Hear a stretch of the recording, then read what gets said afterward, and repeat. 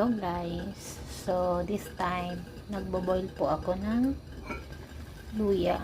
Ayan guys, sa labat. Then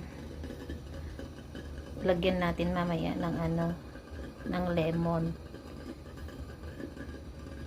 tsaka honey. So yan guys. Kasi after ko mag-COVID, mayroon akong dry cough.